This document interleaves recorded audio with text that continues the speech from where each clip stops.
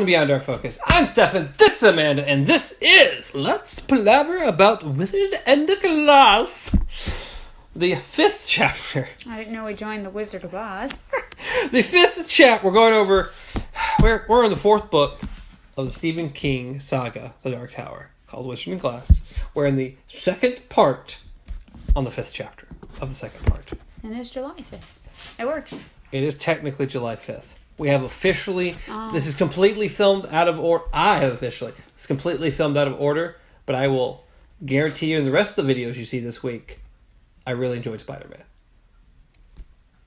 This is out of order. Oh my God. I can't even. So Spider-Man was pretty awesome. I, in fact, did enjoy it. And what? my brain died. It so died. I'm so confused. I mean, I am too, because I don't know what we're talking about anymore. Doesn't this one? Comes out Monday. Yeah. So, yeah, you've already seen Spider-Man. You can say... This video I have, but Tuesday, Wednesdays, and Thursday videos say I don't. Oh, okay. Or, let me see, not Tuesday, because we filmed that's the day of.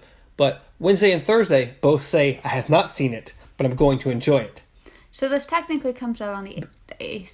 So this comes out before those videos come out, where I'm saying that I haven't seen it, but I'm going to enjoy it. Yes, because you keep saying you've enjoyed it, and I'm like, you're lying to them. You don't know this. But now, as of the first video you'll see, I have in fact seen the movie and did in fact enjoy it.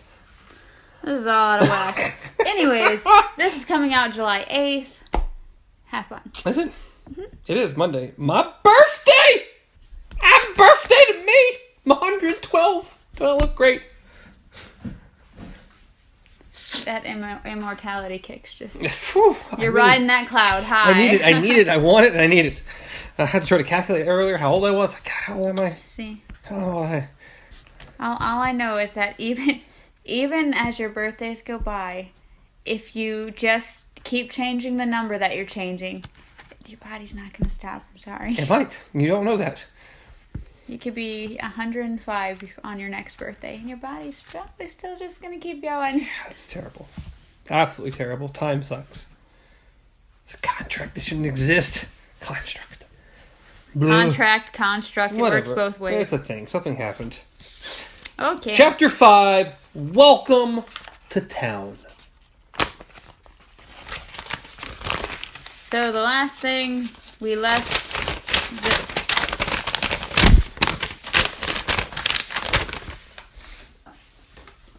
This is why you don't have paper. Ever. The last thing we left was the big coffin hunters at the tavern. Yes. Jonas talking to Reynolds, and DePape wasn't there.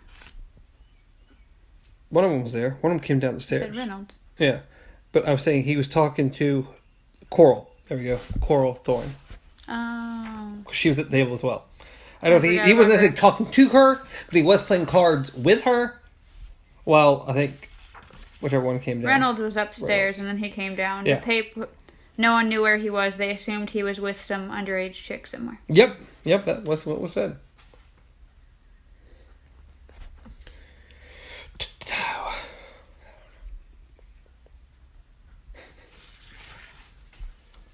Oh yeah, this was the beginning.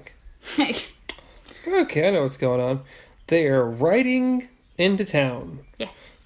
And it says, I don't know if I can do this, Elaine muttered. He was a big boy with a mop of unruly blonde hair spilling out from under his stockman's hat. He had the best of... Nope, we skipped the line. He had cleaned up well. They all had. But Elaine, no social butterfly under the best of circumstance, looked scared to death. Cuthbert was doing better, but Roland guessed his old friend's patina? What is that? No. His old friend's patina, which I know of. Okay. If there was to be a leader done here, he would have to do it. You'll be fine, he told Elaine. He looks fine, Cuthbert said, with a nervous laugh as they winged Adobe?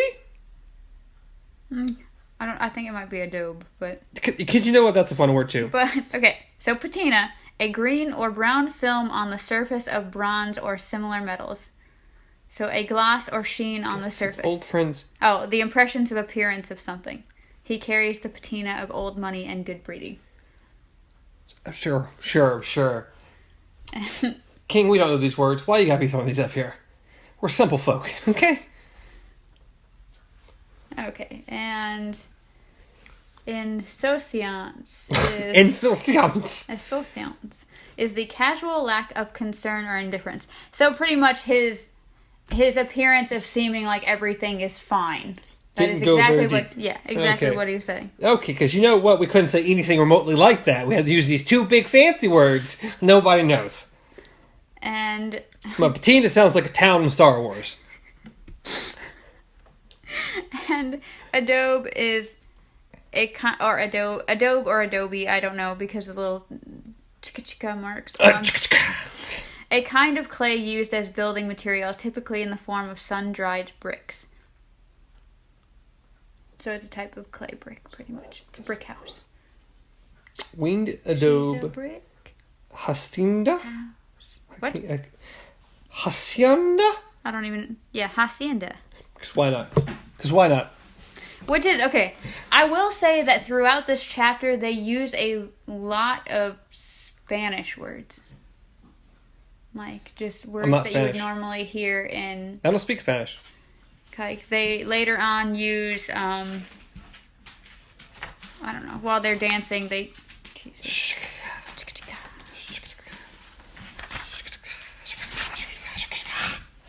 But yeah, while they're dancing, the type of dance that they do is I'm pretty sure it's a Spanish word. Once again, don't speak Spanish. Make it very difficult, man. Okay? No. All right. Spill after every window. What is sheet ugly as a... Shut up, Roland said curtly. And the teasing smile tumbled off Cuthbert's face at once. Roland noted this, then turned to Elaine again. Just don't drink anything with alcohol in it. You know what to say on that account. Remember the rest of your story, too. Smile, be pleasant, use the social graces you have. Remember how the sheriff fell all over himself to make us feel welcome. Yeah, there's a lot going on with this sheriff. Mm-hmm. In the matter of social graces, Cuthbert said, they won't have many themselves, so we should all be a step ahead. Roland nodded, then saw the bird's skull was back on the horn of Cuthbert's saddle. And get rid of that! Looking guilty, Cuthbert stuffed the lookout hurriedly into his saddlebag.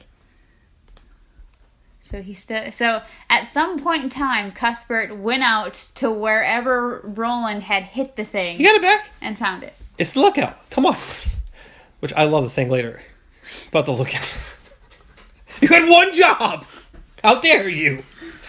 But yes, so then we go back to the day before when the sheriff actually welcomed them. That's what we did? Mm-hmm. It literally is the first line. Well, I guess so. For some reason, I assumed they were heading to the sheriff's. Somehow missed this line completely and just assumed it all happened. No, because they had said, remember how the sheriff fell all over himself, and then, of course, they tell us how the sheriff fell all over himself. You know what? And then we go back. It's alright. It's not that important. Okay. I got it completely wrong, but it doesn't matter. It doesn't change how this all works. So far, everyone had greeted them happily, even the carters they had passed on their way into town, and that alone made Roland feel suspicious and on his guard. He told himself he was likely being foolish. Of course the locals were friendly and helpful. That was why they had been sent here, because Magus was both out of the way and loyal to the affiliation, and it probably was foolish, but he thought it best to be on close watch just the same, to be a trifle nervous. The three of them were little more than children, after all, and if they fell into trouble here, it was apt to be as a result of taking things at face value.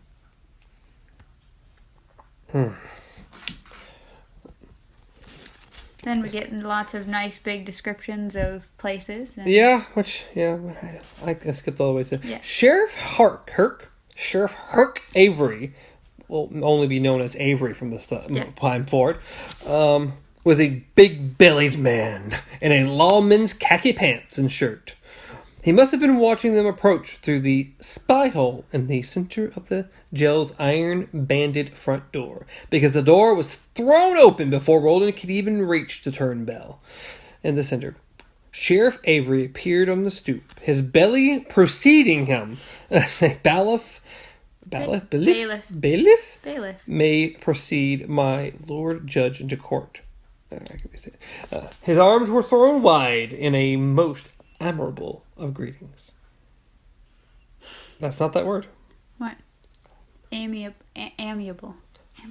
Yeah. Admirable. I like that word better. Okay. When you just start making up words, it's fine. Well, I mean, King's throwing all kind of strange words in here. I'll make up my own. Yes, but I'm able to look them up, okay? I can't look up yours. I mean, it's a real word. Admirable is a real word. Admirable is? That's what I said. I read admirable as admirable. Doesn't matter. One has a D in it. What are you talking? Admirable. I'm just telling you, I read it differently, okay? I will make up how I want to say these words. They're real words. They're not the ones that are on the paper. You got this. They'll never know unless they read the book. And then lots of bowing. Mm-hmm. Lots and lots of bowing. Everyone bowing to each other. Lots of bowing. The deputies gawked at them.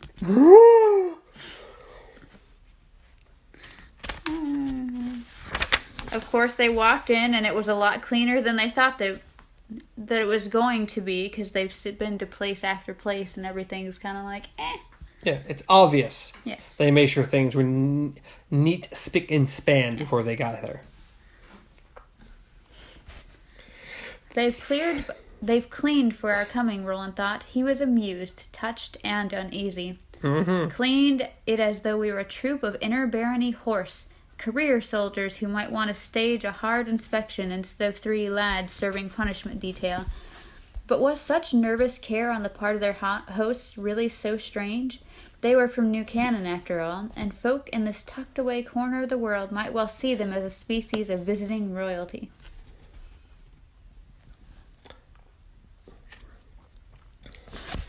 And we find out that Cuthbert is the one who is in charge of remembering every single person that they meet, including names, faces, what they're doing, what's shady about them. Yeah, he's supposed to have the memory. Yeah. It's really specified at some point here. Yeah, Roland shook hands with all of them, not trying to memorize their names. It was Cuthbert who took care of names, and it was a rare occasion when he dropped one. Of course, we gotta have a bald guy with a monocle, of course. You got, what is it? Oh, God. There's 2 bald people I know with monocles. I was thinking the peanut guy. And then the Monopoly guy. Yeah. Is the Monopoly guy? Yeah, I guess the Monopoly guy is bald. For some reason, I'm thinking of the KFC guy, okay? I don't think he has a monocle. No, I think he has He's just glasses, but he doesn't have a monocle. It's an entire at this point, okay. It's possible he did have one, because we have like 45 versions. Like, the poor man died, and now they've cloned him 45 times. The third, a bald fellow with a monocle hanging around his neck on a ribbon, actually dropped to one knee before them. "Don't do that, you great idiot!" Avery cried, yanking him back up by the scruff of his neck. "What kind of a bumpkin will they think ye? Besides, you've embarrassed them, so ye have." "That's all right," Roland said. He was, in fact, very embarrassed, although trying not to show it. "We're really nothing special, you know." "Nothing special," Avery said, laughing. Oh, Jesus. Of course, he doesn't. They mention he doesn't have the jolly Santa jiggly belly when he laughs. No. They will get offered some drinks. "I've got gaff, which you won't want so early in the day. Perhaps not at all, given your ages. And if you forgive me for stating so bold and obvious fact of your youth, for youth not a thing to be ashamed of, so it's not. We were all young once. And I also have white iced tea, which I recommend most heartily, as Dave's wife makes it, and she's a dab hand with most any potable? Potable. Potable? Sure, potable, because that makes more sense. You've never heard of potable water? It means it's drinkable. Anything you can drink. You can't say drinkable water. We gotta say it's potable. Why? What? The reason why I know that word is because of hiking and camping and everything. I don't hike and camp. I know you don't, okay? Y'all go around talking about pot all day? Potable, it's potable. Roland looked at Cuthbert and Elaine, who nodded and smiled, and tried not to look at the sea. Then back at Sheriff Avery, white tea would go down a treat in this dusty throat, he said. You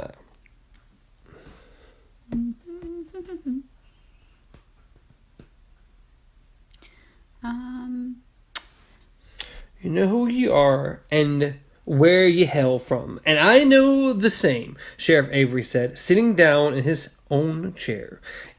It uttered a feeble groan beneath his bulk, but held steadily. I can hear in-world in your voices, but more important, I can see it in your faces.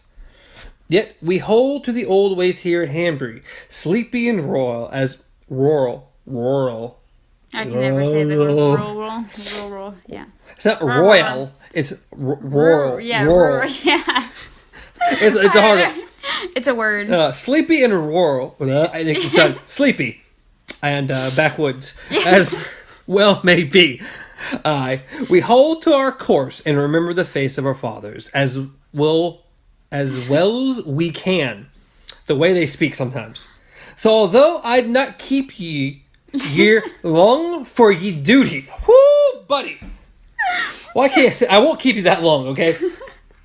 And if y'all, it's more you'll forgive me for the impatience. I'd like to look. Is it nope? Impedance. Impertinence. I'd like a look at any papers and documents of passage ye might just happen to have brought into town with ye. Sweet baby Jesus. You made it. They talk, how he's talking here. A lot of yees and oohs and... They just happened to have brought all of their papers into town with them, as Roland was sure Sheriff Avery well knew they would. He went through them quite slowly for a man who'd promised not to hold them from their duties, tracing the well-folded sheets, the linen contents so high that the documents were perhaps closer to cloth than paper, with one pudgy finger, his lips moving. Every now and then the finger would reverse as he reread a line. The two other deputies stood behind him, looking sagely down over his large shoulders. Roland wondered if either could actually read. William Dearborn, drover's son. Richard Stockworth, rancher's son. Arthur Heath, stockline breeder's son. Lot more document crap. Upon my soul, boys, 'twas a gunslinger wrote this. Aye, so it was, Cuthbert agreed in a voice of wonder. Roland kicked his ankle hard without taking his respectful eye from Avery's face.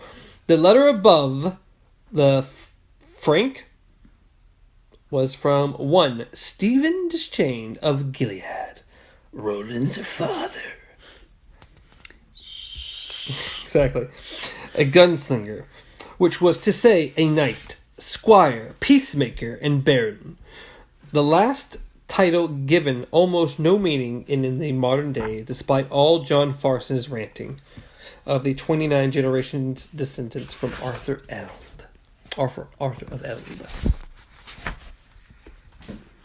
So yes.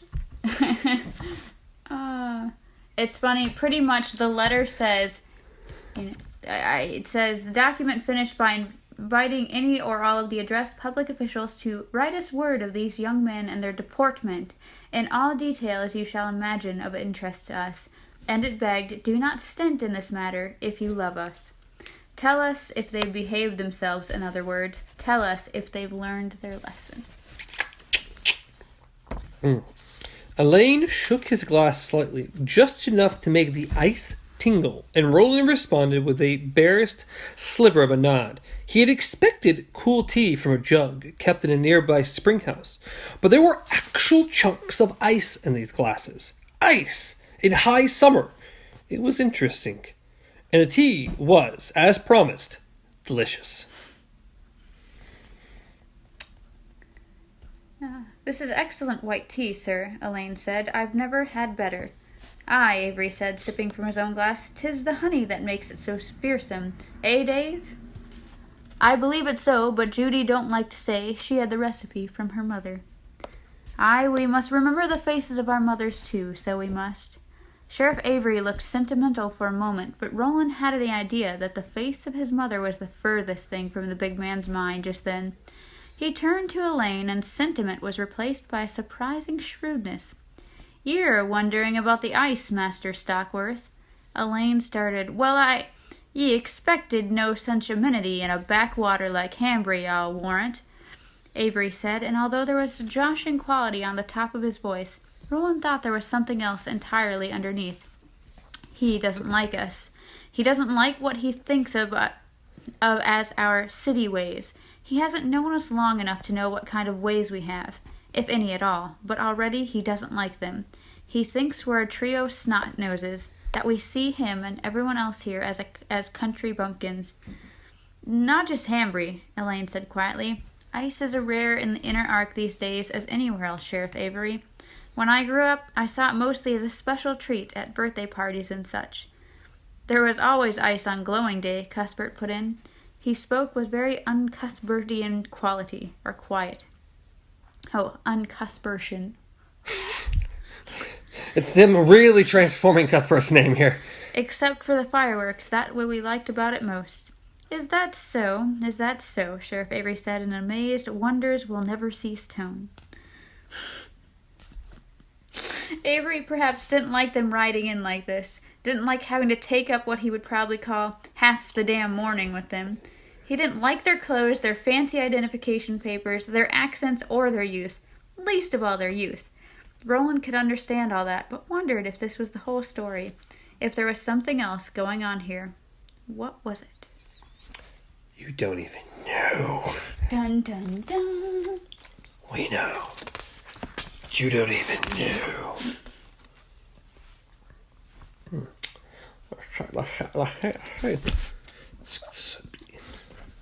I'm surprised you haven't found use for the oil, Roland said.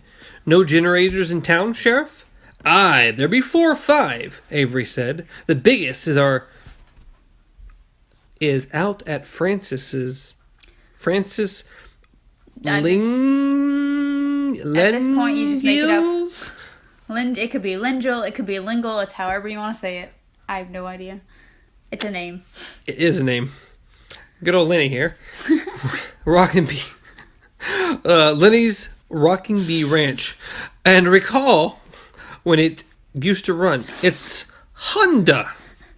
Do ye ken it that name, boys? Honda? Good old Honda. I've seen it once or twice, Roland said. In old motor-driven bicycles. Really? In the case of the generators, we'll run on the oil from the Sitco patch. 'Tis too thick. Tarry goo is all. We have no refineries here. I see, Elaine said. In any case, ice in summer's a treat, however it comes to the glass. He let one of those chunks slip in his mouth and crunched it between his teeth. Yeah. It's like, out of all the names we can play with, it's like that's the one name we can't. Elaine. Because there is an Alan. I can't remember why, but I remember there being an Alan. But I want to say Alan, because it is close. Yeah. And, well, it's very close to my own name. So. All right. Then he invites he invites them, of course, to the mayor's dinner party. It says, Tomorrow evening, 7 o'clock for most folk, 8 for you young fellows, so you can make a bit of an entrance, I imagine, add a touch of drama like, and I need not tell such as yourselves, who've probably attended more parties than I've had hot dinners, that it would be best to arrive pretty much on the dot. Is it fancy dress? Cuthbert asked uneasily, because we've come a long way, almost 400 wheels, and we didn't pack formal wear and sashes, none of us. Avery was chuckling, more honestly this time, Roland thought, perhaps because he felt Arthur had displayed a streak of unsophistication and insecurity. Nay, young Master Thorne understands ye've come to do a job. Next door to working cowboys, ye be, where they don't have ye out dragging nets in the bay next. Wear the best ye have and you'll be fine. There'll be no one there in sashes in any case. That's not how things are done in Hambry. No one, huh? No one at all. No. Not possible. Uh, In any case, you'll find yourselves working more than playing tomorrow night, I imagine. Hart's invited all the large ranchers, stockliners, and livestock owners from the part of the barony. Not that there's so many, you understand, being as how Mages is next door to a desert once you get west of the drop, but someone who's good in chattel? Sure. You've been sent to court. Count will be there. Court. Easy Susan, everybody's going to be there. yeah. Roland now turned to Cuthbert. You'll want to be on your medal tomorrow? What does that mean? What does that mean? You'll want to be on your medal tomorrow. Am I bringing the guitar? Are we shredding? I don't quite think that's what... Is it 2 T's or 1? It's 2 T's. Okay. METTLE. A person's ability to cope well with difficulties or to face a demanding situation in a spirited and resilient way. I don't think You'll want to be on your medal tomorrow. I honestly think that he's just saying, hey, you want to be on your game. I think... I agree. That sounds good. The team showed their true mettle in the second half. Yeah, see, to me, I think what Stephen King's trying to make a point of is, hey, you want to be on your game. We don't want to say anything like that. We want to use the word medal. Cuthbert nodded. Don't fear me, Will. I'll note them all. Because yes, you will. Avery sipped more tea, eyeing them over the glass with a roguish expression so false it made Roland want to scream. Most of them's got daughters of marriageable age, and they'll bring 'em. You boys want to look out. Roland decided he had had enough tea and hypocrisy for one morning. He nodded, emptied his glass, smiled, hoping this looked more genuine than Avery's, now looked at him, and got to his feet. Cuthbert and Elaine took to the cue and did likewise. Thank you for the tea and for the welcome, Roland says. Please send our best to the mayor. Thank him for his kindness and tell him that we'll see us tomorrow at 8:00 o'clock. Prompt. So I will. It went from Alan to Elaine to Alien. Did I say alien? I don't think I said alien. Yes. Don't lie to me. It's... You caught yourself though, but it was funny because you're like alien. I was like, it's good. But no, there was something before that even happened. Sure. Inform us. What happened? Oh, it was just when you said he nodded, and you were trying to read nodded and emptied at the same time. So you said, hey, he nodded, and then you caught yourself, and you're like, he nodded, emptied. But it's just funny because you laughed at it, but my brain was still trying to catch up with that when you said alien. It was great. He's an alien now. Nodded? See, I can't say nodded. Nodded is really hard to say. Apparently, he nodded, emptied his glass, there you go. smiled. Yay! He did a lot of things, okay? No. I'm never going to look at Elaine's name the same. Yeah, alien. He's a little alien. I'm fine with that. Yay! Oh, land. I forgot to ask you about that, Roland said, knocking the heel of his hand against his forehead. We've camped out on that long slope. Lots of horses as you go down the turf. I'm sure you know where I mean. The drop, aye. But without permission because we didn't know who to ask. You'd be John Croydon's land? And I'm sure he wouldn't begrudge ye. But we mean to do you better than that. There's a spread northwest of here, the Bar K. Used to belong to the Garber family, but they gave it up and moved after the fire. And now belongs to the association. So that's where they'll be staying. Yes. The Bar K. The Bar K. Barky. But pretty much they've been told that it's been cleaned out. They've got full stock of food. No holes in the roof. What think ye of that? Does it sound well to ye? Better than we deserve. I think that you've been very efficient, and Mayor Thorne's been far too kind, and he did think that. The question was why. But we appreciate his thoughtfulness, don't we, boys?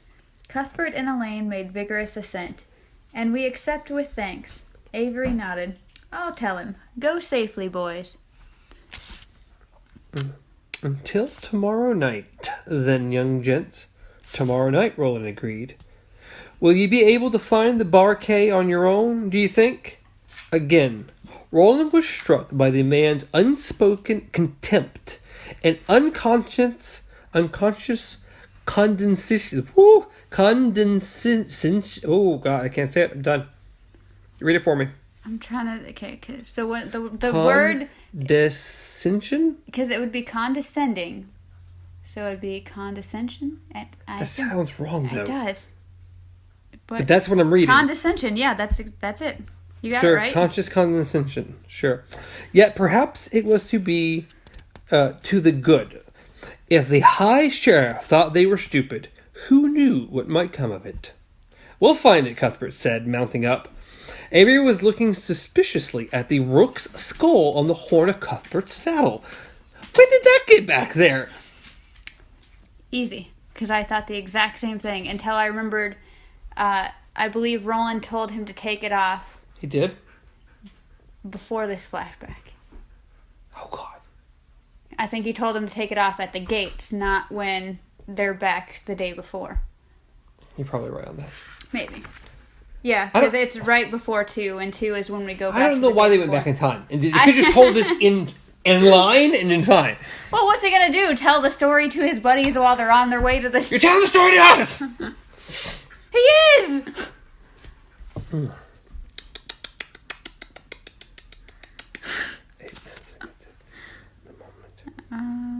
The moment the affiliation brats mounted on their father's expensive horseflesh were around the corner and headed downhill to the high street, the sheriff and his deputies stopped waving. Avery turned to Dave Hollis, whose expression of slightly stupid awe had been replaced with one marginally more intelligent. What you think, Dave? Dave lifted his monocle to his mouth and began to nibble nervously at the brass edges. Blah, blah, blah about the wife. Soft, Dave said. Soft as eggs just dropped out of the chicken's butt. Because why not? There's no other way of going about it. Mm-hmm. Mayhap, Avery said, putting his thumbs in his belt and rocking enormously back and forth. But the one did most of the talking. Him and the flat-head hat. He doesn't think he's soft. Don't matter what he thinks, Dave said, still nibbling at the eyeglass. He's in Hanbury now. He may have to change his way of thinking. To Aaron. To Aaron. Aaron. Yeah, you don't quite understand who they are. It says, They would leave the rich boys alone if the rich boys left them alone. Those were the orders, straight from Mayor's house. But Avery had to admit he wouldn't mind a little dust-up with them, so he would enjoy putting his boot into the balls of the one with that idiotic bird's skull on his saddle horn. Standing there and mocking him, he'd been thinking all the while that Herc Avery was too country-dumb to know what he was up to.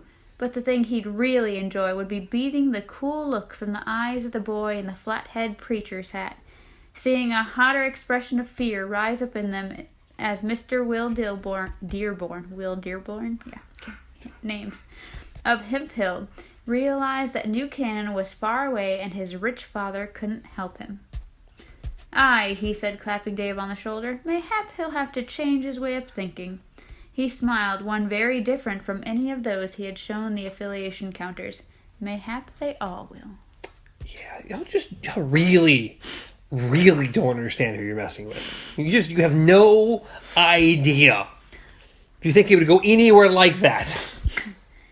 You have to realize that, like, what? I don't know how much time has passed, but probably less than a month ago or so. Well, I don't know how long Four Wheels is. How far away is Four Wheels? 400 wheels? It's close to miles. Okay. So not close. And by horse, I have no idea how long that took. Either way, within the past year or less, you've had this child literally maim a grown man with a bird and then threaten to storm a castle to kill someone, okay? What I'm saying, they're all gunslingers. Yeah. They're all in training to be gunslingers. They're not... I know they don't get that. They don't understand that. They don't have a reason to understand that. That's the whole point. But, whoo, buddy. Well, the kids are running away. What did you think of our new friend, the High Sheriff? Roland asked. I have no opinion, Cuthbert said brightly. No, none at all. Opinions is politics, and politics is evil, which has caused many a fellow to be hung while he's still young and pretty. He leaned forward, tapped the rook's skull with his knuckle. The lookout didn't care for him, though. I'm sure to say that our faithful lookout thought Sheriff Avery a fat bag of guts with a trustworthy bone in his body. Is that how the lookout felt? Mm. Yeah, a lot of opinions there, buddy. Roland turned to Elaine. And you, young Master Stockworth? Elaine considered it for some time, as was his way, chewing a piece of grass he'd bent over saddle to pick from the side of the road. At last, he said, if he came upon us burning in the street, I don't think he'd piss on us to put us out. I think you're probably right. Cuthbert laughed heartily at that. And you, Will? How do you say, dear Captain? He doesn't interest me much, but one thing he said does. Given that the horse meadow they call the Drop has to be at least 30 wheels long and runs 5 or more to the dusty desert, how do you suppose Sheriff Avery knew we were on the part of that land that belonged to Croydon's piano ranch? They looked at him first with surprise, then speculation. After a moment, Cuthbert leaned forward and rapped once more on the rook's skull. We're being watched and you never reported it? No supper for you, sir. And I'll be the stockade the next time it happens. Darn Rook, not doing his job. No. Not doing his darn job. And of course, Roland's mind just kind of wanders off to Susan again. Of course it does. Wanting to see her again. You know, even though his mind's a bit on Susan, he's still more observant apparently than his buddies. Apparently. And now they were at the mayor's house. Let the game begin, Roland thought, not clear on what that meant even as the phrase went through his mind. Surely not thinking of castles. Not then. Yeah. So, they are greeted by two women. It says, the plumper of the two stepped forward, smiling, and dropped them a deep curtsy.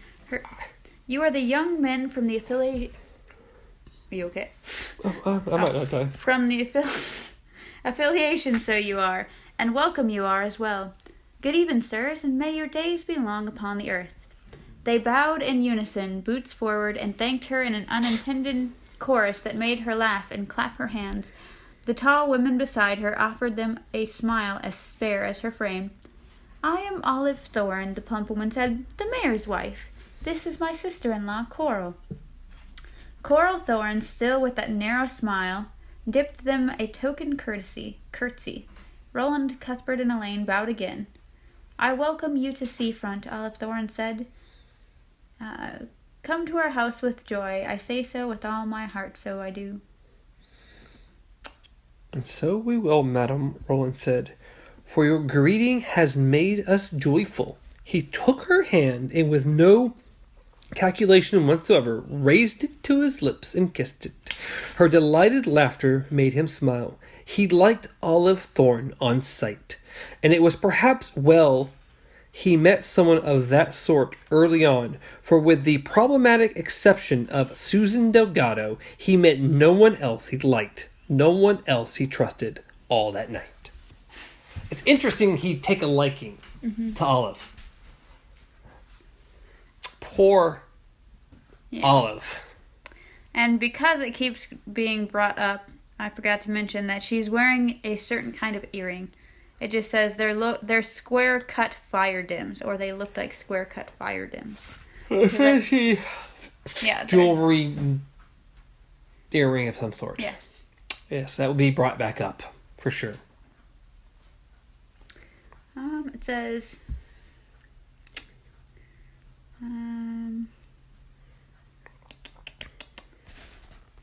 Two men, Sheriff Avery and an elderly gent as gaunt as old Dr. Death in a cartoon, came toward them.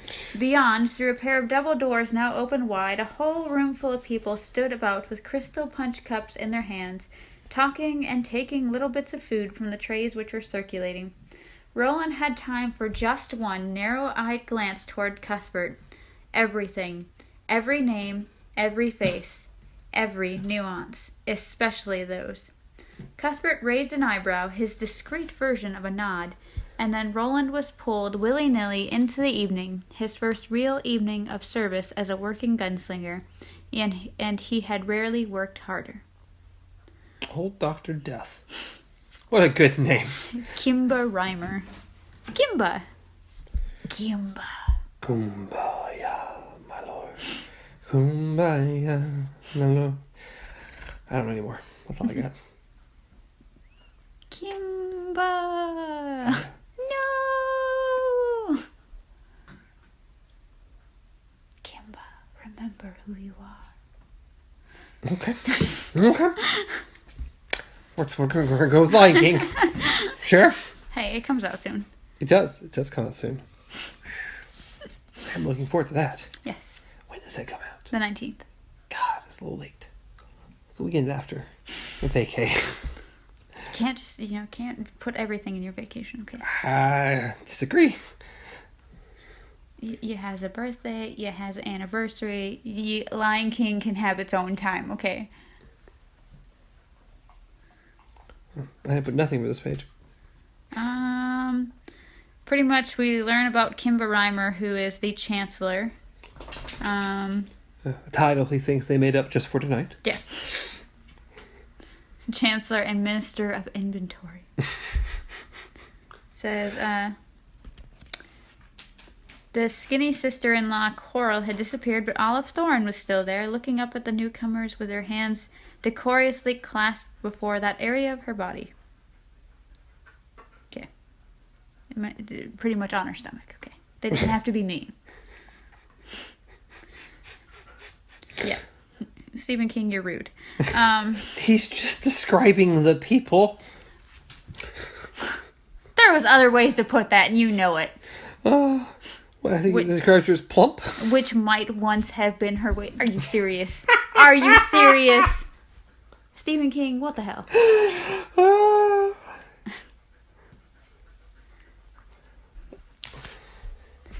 Very eager to meet you, Hearties. Very eager indeed. Shall I conduct them, Kimba, or... Nay, you mustn't trouble yourself with so many other guests to attend, Reimer said. I suppose you're right. She curtsied to Roland and his companion a final time, and although she still smiled, and though the smile looked completely genuine to Roland, he thought, she's unhappy about something, all the same. Desperately so, I think. Poor Olive. Well, she's the only person I feel bad in this chapter with at all. Pretty much, yes. Let's see. He's comparing pretty much the place that he's at now to the Great Hall in Gilead. All the people. Of course, there's people in sashes. Yeah, there definitely is. Contrary to what the High Sheriff had told them that day, before several of the men were wearing sashes of various colors. But Roland didn't feel too out of place in his white silk shirt, black string tie, and one pair of stovepipe dress trousers. I don't remember if that's a type or the color. You know what? I don't know. I really don't know. Stovepipe dressed trousers. Sure. For every man wearing a sash, he saw 3 wearing a sort of dowdy, box-tailed coat that he associated with stockmen at church, and saw several others, younger men for the most part, who weren't wearing coats at all. Some of the women wore jewelry, though nothing so expensive as Cy Thorin's fire-dim earrings. Yeah, there's those earrings again. And once again, he's worried about what their waists look like. A few of them looked like they've missed many meals. Okay, we get it. A bunch of fat people, okay? No, that one said that they've missed many meals, meaning he's... Or a bunch of thin people? Yeah. Okay, there's a bunch of fat people, there's a bunch of thin people, there's a bunch of, got a nice variation of people here. Yeah. And then he saw one who was very different. Oh my jeepers. It was Susan Delgado. Of course, shimmering and almost too beautiful to look at. This isn't a movie trailer. Look at in her in a blue silk dress with a high waist and a square-cut bodice to show the tops of her breast. That's important. Very important. Around her neck was a sapphire pendant that made Olive Thorne's earrings look like paste. Yeah, poor Olive. That's all I can really say. She stood next to a man wearing a sash the color of coals in a hot wood fire. That deep orange red was the barony's color, and Roland supposed that the man was their host, but for the moment Roland barely saw him. His eyes were held by Susan Delgado. Yeah. He wanted her suddenly and completely, with a desperate depth of feeling that felt like sickness. Everything he was and everything he had come for, it seemed, was secondary to her. And then she, of course, noticed him, and they made eye contact. The world went in slow motion, and they kind of did that slow camera spin. How it works. We're just making the show right now. Yeah. Roland, hoping his face did not give away the fact that his heart was pounding like a hammer, was led directly to this group, which stood close to the punch bowls. Distantly, he could feel Reimer's bony confederation, okay, I just wanted to make sure I read the right word, of fingers clamped to his arm above the elbow. More clearly, he could smell mingled perfumes, the oil from the lamps on the walls. Oh, God. Got the bone. Yeah. The aroma of the ocean, and thought for no reason at all, "Oh, I am dying. I am dying. Take a hold of yourself, Roland of Gilead. Stop this foolishness. For your father's sake, take hold." He tried, to some degree succeeded, and knew he would be lost the next time she looked at him. It was her eyes. The other night in the dark he hadn't been able to see those fog-colored eyes. I didn't know how lucky I was, he thought.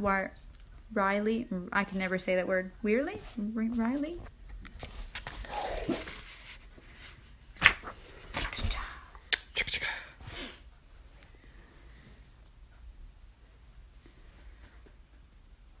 Dun, dun, dun. So, of course, they do all the greetings and the bowing and the handshaking.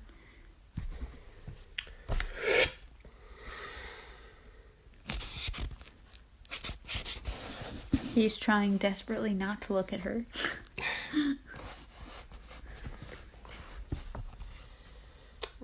Okay, nothing to the very bottom, so unless you got more you want to say. But how very bottom? Like the last sentence. Oh. Well, it's funny thinking, because he's like, was your trip difficult? Thorn was asking. Did you have adventures and experience perils? We would hear all the details at dinner, so we would. For we have few guests from the inner arc these days. His eager, slightly fatuous smile faded. His tufted brows drew together. Did ye encounter patrols of Farson? No, excellency, Roland said. Nay, lad, nay, no excellency. I won't have it, and the fisher folk and hoss drivers I serve wouldn't, even if I would. Just Mayor Thorn, if you please. We would hear it all, every word, Thorn said. But before I forget my manners, in my eagerness, young gentlemen, let me introduce you to these close around me. Kimba, you've met. This formidable fellow to my left is Eldred Jonas. Mark him and mark him well. No. Chief of my newly installed security staff.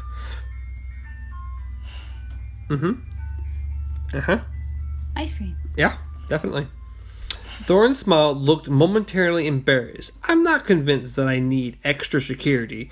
Sheriff Avery's always been quite enough to keep the peace in our corner of the world. But Kimba insisted. And when Kimba insists, the mayor must bow. Kimba, you are the king. You are the one true king. You must take my place.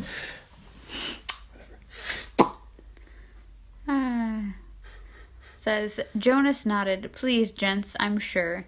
The voice was a reedy quaver. He then wished them long days upon the earth, all three, coming to Roland last in his round of handshaking. His grip was dry and firm, utterly untouched by the tremor in his voice. And now Roland noticed the queer blue-shaped tattoo on the back of the man's right hand, and the webbing between thumb and first finger. It looked like a coffin. Long days, pleasant nights, Roland said with hardly a thought. It was a greeting from his childhood, and it was only later he would realize it was one more apt to be associated with Gilead than with any such rural place as Hemphill. Just a small slip, but he was beginning to believe that their margin for such slips might be a good deal less than his father had thought when he had sent Roland here to get him out of Martin's way. And to you, Jonas said. His bright eyes measured Roland with a thoroughness that was close to insolence, still holding his hand.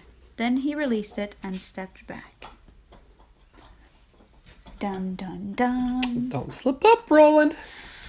Something as simple as long day, pleasant nights. Yeah.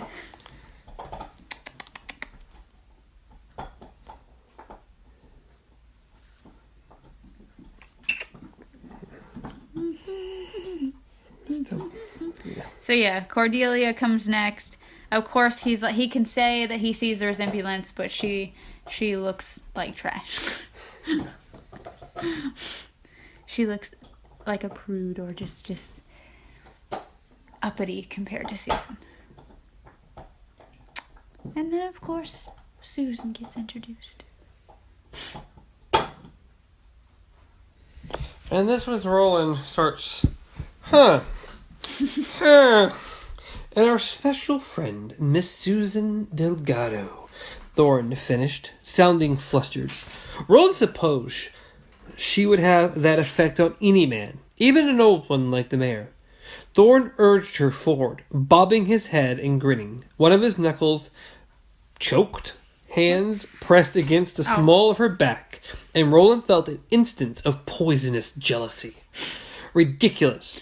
Given this man's age and his plump, pleasant wife. But it was there, all right, and it was sharp. Sharp as a bee's rear end, Court would have said. Exactly like that, too. Then her face tilted up to his, and he looked at her with his eyes. Ooh. Oh, poor guy. He saw concern in her eyes, perhaps even fear. Promise me that if we meet at Mayor's house, we meet for the first time. The memory of those words had a sobering, clarifying effect, and seemed to widen his vision a little, enough for him to be aware that the woman beside Jonas, the one who shared some of Susan's features, was looking at the girl with a mixture of curiosity and alarm. He bowed low, but did little more than touch her ringless, outstretched hand. Even so, he felt something like a spark jump between their fingers. From the momentary widening of those eyes, he thought she felt it too. "Pleased to meet you, Cy," he said. His attempt to be casual sounded tinny and false in his own ears. "May your days be long. Aye, and yours, Mr. Dearborn. Thank you, Cy." She turned to Elaine with a rapidity that was almost rude, then to Cuthbert, who bowed, tapped, then said gravely, Yes, yes. "Might I recline briefly at your feet, miss? Your beauty has loosened my knees. I'm sure a few moments spent looking up at your profile from below, with the back of my head on these cool tiles, would put me right." They all laughed at that, even Jonas and Miss Cordelia.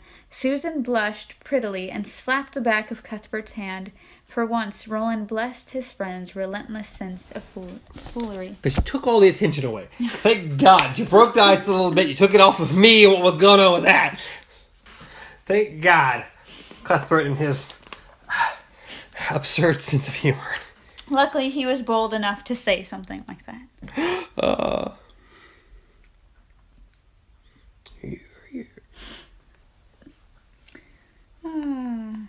And then the party begins. Oh no! First he meets the what's his name?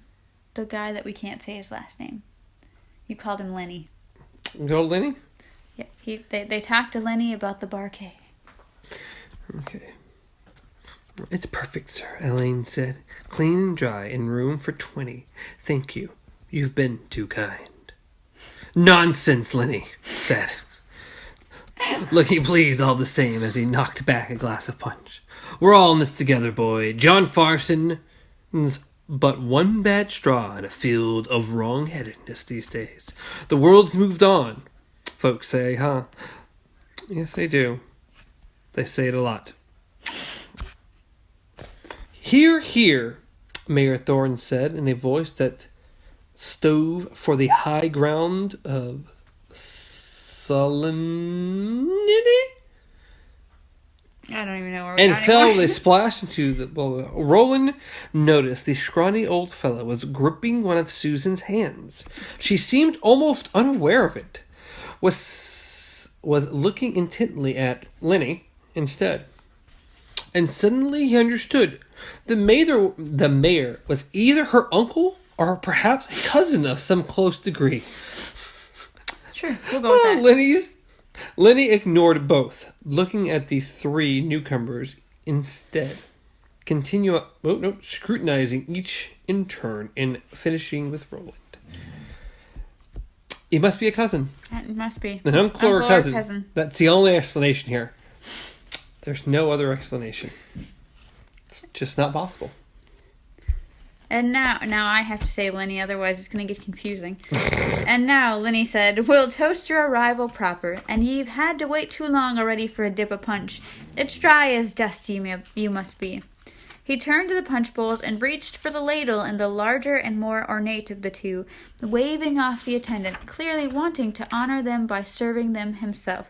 "Mr. Lenny," Roland said quietly, yet there was a force of command in that voice. Fran Linnell heard it and turned. "The smaller bowl is soft punch, is it not?" Lenny considered this at first, not understanding. Then his eyebrow went up. For the first time he seemed to consider Roland and the others not as living symbols of the affiliation and the inner baronies, but as actual human beings. Young ones, only boys. But when you got right down to it... Yeah. Yeah, I mean, that is... No, when you go from one page to the other, okay. Those don't go together very well, okay. But... "Aye. Draw ours from that, if you'd be so kind." He felt all eyes upon them now, her eyes particularly. He kept his own firmly fixed on the rancher, but his peripheral vision was good, and he was very aware that Jonas's thin smile had resurfaced. Jonas knew what this was all about already. Roland supposed Thorne and Reimer did as well. These country mice knew a lot, more than they should, and he would need to think about that carefully later. It was the least of his concerns at the current moment, however. We have forgotten the faces of our fathers in a matter that has some bearing on our posting to Ambry. Roland was uncomfortably aware that he was now making a speech. I needn't go into details, nor would you expect them, I know, but I should say that we promised not to indulge in spirits during our time here, as penance, you see. Her gaze, he could still feel it on his skin. Your father would be proud to hear ye speak so frank, Will Dearborn. Aye, so he would. And what boy worth his salt didn't get up to a little noise and wind from time to time? He clapped Roland on the shoulder, and all the grip of his hand was firm, and his smile looked genuine. His eyes were hard to read, only gleams of speculation deep in those bed of wrinkles. In his place, may I be proud for him? Yes, Roland said, smiling in return, and with my thanks. And mine, Cuthbert said. Mine as well, Elaine said quietly, taking the offered cup of soft punch and bowing to Lenny. Just to let you know, I may have to pause in a minute. What? I got a text saying he's on his way. We'll be done if we hurry up. Okay, well.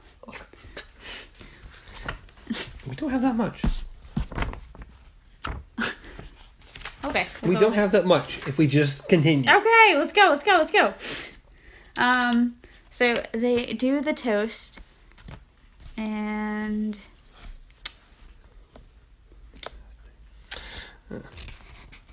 as they passed into the dining hall, which had tonight been set 4 long trestle tables so close there were barely room to move between them, Cordelia tugged her niece's hand, pulling her back from the mayor and Jonas, who had fallen into conversation with Lenny.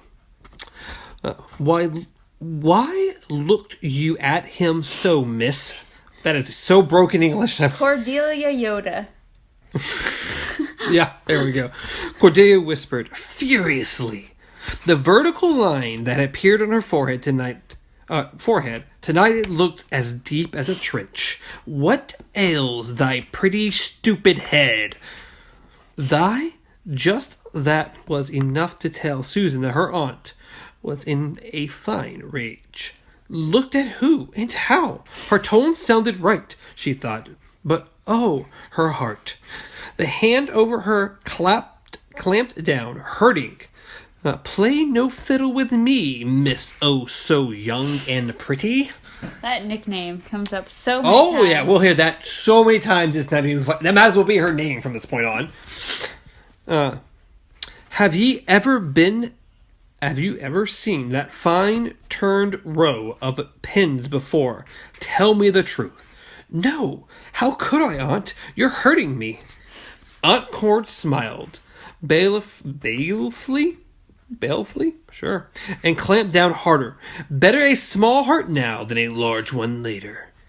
Curb your impudence and curb your flirtatious eyes. Aunt, I don't know what I think you do, Cordelia said grimly, pressing her niece close to the wood paneling to allow the guests to stream past. Blah, blah, blah. Mind me, miss, mind me well. If I saw your cow eyes, ye may be sure that half the company saw. Well, that's what's done is done, but it stops now. Your time for such a child-made game is over. Do you understand? God. Yeah. God, I hate Cora. It's pretty much just like... It was an expression that always made her feel like slapping her headstrong niece until her nose bled. What the fuck? You've made a vow and a contract. Papers have been passed. The weird woman has been consulted. Money has changed hands. And ye've given your promise. If that means nothing to such as yourself, girl, remember what it'd mean to your father. Tears rose in Susan's eyes again, and Cordelia was glad to see them.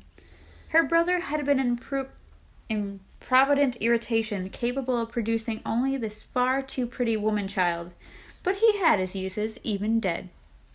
Now promise you keep your eyes to yourself, and if ye see that boy coming, you'll swing wide, wide's ye can, to stay out of his way.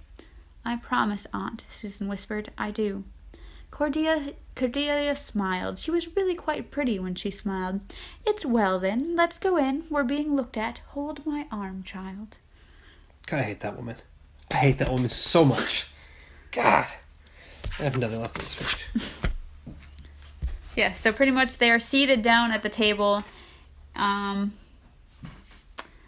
It's kind of a weird sitting. Like they have the mayor at the end, of course. I think Susan's pretty much right next to him on one side.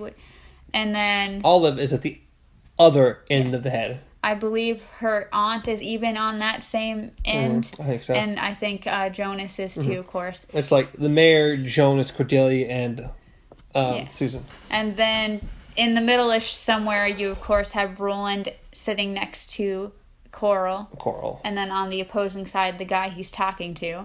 And then after them, they have, of course, Cuthbert and then Olive. And then we have a very long conversation here between Roland and Renfrew about how many horses he thinks they have. Yes. And he goes through a lot of calculations. What was the total number? Somewhere, was like 500 or something? So we're speaking of 420 head. No, even more. And plus 150. So yeah, it's like 570 or 80 horses. Yes, and then of course he does bring up the fact that it's possible people could be hiding them like behind their houses and stuff like that. Then of course it says, "'Twas her poor da Ooster keep the barony stables." Renfrew nodded towards Susan, who was seated across 3 seats up from Roland. Roland found her placement there passing peculiar, especially given the fact that the mayor's missus had been seated almost all the way at the far end of the table with Cuthbert. Roland supposed an old fellow like Thorne might like to have a pretty young relation near at hand to help draw attention to him, or to cheer up his own eye, but it still seemed odd, almost an insult to one's wife. If he was tired of her conversation, why not put her at the head of another table? They have their own customs, that's all, and the customs of the country aren't your concern. This man's crazy horse count is your concern. Yes, which they keep talking about until Roland. Oh yeah. He keeps looking. His eyes keep being drawn to Susan, and finally Renfrew kind of notices. Is the mayor her uncle, or perhaps her cousin? Roland asked. What happened next had a heightened clarity in his memory, as if someone had turned up all the colors and sounds of the world. The velvet swags behind Susan suddenly seemed brighter red, and the caw of laughter which came from Coral Thorne was the sound of a breaking branch. It was surely loud enough to make everyone in the vicinity stop their conversations and look at her. Roland thought, except only Renfrew and the 2 ranchers across the table did. Her uncle? It was her first conversation of the evening. Her uncle? That's good, Rennie. Renfrew said nothing, only pushed his ale cup away and finally began to eat his soup. I'm surprised at ye, young man. So I am. Ye may be from the inner world, but oh goodness, whoever tended to your education of the real world, the one outside of books and maps, stopped a mite short, I'd say. She's his, and then a word so thick with dialect that Roland had no idea what it was. Seethin, it sounded, or perhaps sheathen. I beg your pardon? He was smiling, but the smile felt cold and false on his mouth. There was a heaviness in his belly, as if the punch of the soup and the single beef strips had eaten politeness, taken, blah, blah. Do you serve? He asked her, meaning, did she serve at table? Mayhap she did serve, but likely she did in the room rather more in private than this. Suddenly, he wanted to hear no more, and had the slightest interest in the meaning of the word the mayor's sister had used. Another burst of laughter rocked the table. Susan began to laugh, blah, blah, blah, blah, blah, blah. It means, Quiet little woman, Winfrey said, clearly uncomfortable. It's an old term, not used much these days. Stop it, Remy, said Coral Thorin. Then to Roland, he's just an old cowboy and can't quite quit shoveling horse crap, even when he's away from his beloved nags. Horses. Sheevan means sidewife. In the time of my great-grandmother, it meant whore. But one of a certain kind. Yeah. She looked with a pale eye at Susan, who is now sipping ale, then turned back to Roland. There was a species? A bailiff amusement in her gaze.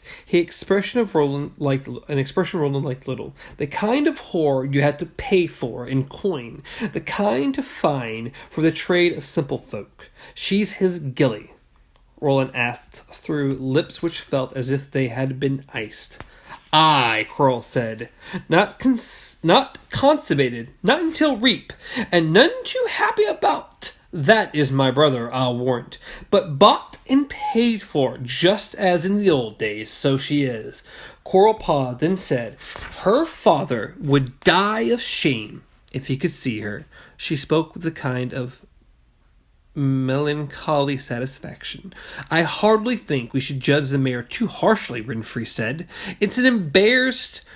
Winfrey said, in an embarrassed... pontificating voice.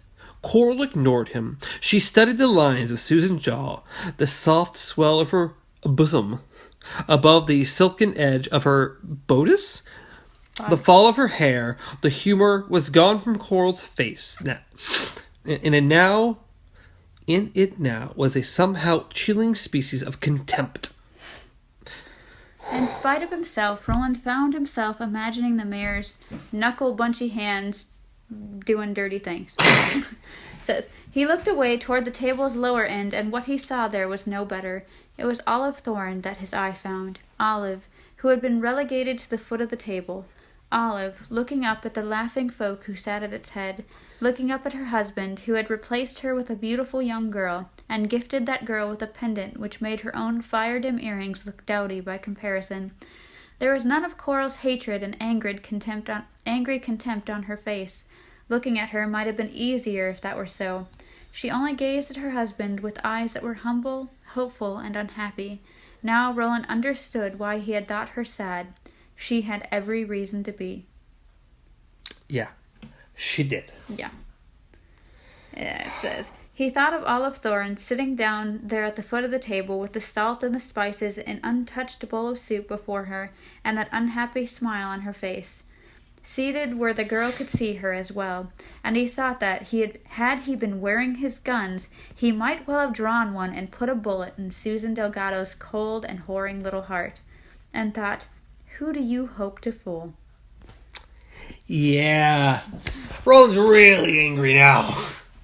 Not a happy camper at all. Yeah. So dinner, of course, continues, and then they get pulled into this dance where they all pretty much just go in circles, and once the circle meets or the song changes, the two people at the center have to dance with each other pretty much. And of course, Roland and her come face to face. Yes. Because why wouldn't they? He wouldn't have believed... Okay, it says... She moved closer for just a moment, and when she spoke, her breath tickled in his ear. He wondered if a woman could drive you mad, literally mad. He would have believed so before tonight, but tonight everything had changed. Thank you for your discretion and your propriety, she whispered. He pulled back from her a little, and at the same time twirled her, his hand against the small of her back. Her feet followed his with never a pause or stutter. They moved with perfect grace, unafraid of his great and booted clod stompers, even in their flimsy silk slippers. I can be discreet, sigh, he said. As for propriety, I'm amazed you even know the word. She looked up into his cold face, her smile fading. He saw anger come in to fill it, but before anger there was hurt, as if he had slapped her. He felt both glad and sorry at the same time. Why do you speak so? She whispered. The music stopped before he could answer. Although how he might have answered, he had no idea. She curtsied and he bowed, while those surrounding them clapped and whistled. They went back to their places, to their separate circles, and the guitars began again. Roland felt his hand grasped on either side and began to turn with the circle once more. That's pretty much the end there. Yeah. Not a happy camper. No. Not happy. No. At all. He, of course, has just been taken by storm by this woman, only to find out that she's gotten paid to do things with She's a geisha. Yeah. But Kind of. Yeah. That's the end of this chapter. Next chapter will be chapter 6. Shimi! It'll be about 22 pages. We'll be going from 211 to 233. Yay! Which will be on the drop. Or 34. So, throw a like, throw a comment down below. Let us know how you're enjoying the book. Subscribe to the channel if you got through this far. Got this rough reading out of the way. Where we don't understand words. We have to Google everything. I had a mental laughing breakdown, so it's fine. So it's all good. So hopefully you enjoyed. We enjoyed it. I thought things were good. It was a pretty decent chapter. And I'm looking forward to talking to you about Shimi next time. Shimi! Love Shimi. Yeah, let us know what you thought down below. But as always, you reach me at Stars Untraveled, reach Amanda at KZ Pup, reach the show at Beyond Our Focus, practically anywhere, including YouTube and podcast services around the globe. Maybe. In Midworld. In Midworld. Well, if you find Midworld, please let me know, because I would like to visit. I'd like to visit. I don't know if I want to I get don't want to stay. It doesn't sound like a particularly great place, but visiting would be interesting. Door. Find a door. Yeah, well, you haven't seen... Oh, God, the HBO show. Westworld? Yeah, Westworld. No, I haven't seen it yet. The first season, really good. Haven't seen the second season, but heard mixed things. Longest outro. No, not the longest No, outro. God, no, don't, no, not even close. Not even close. But any final thoughts before we say goodbye to the fine folks? Go out and dance, people. Just I don't know about all that. go out and dance. Okay. I'm not going to do that. Till next time, long days and pleasant nights.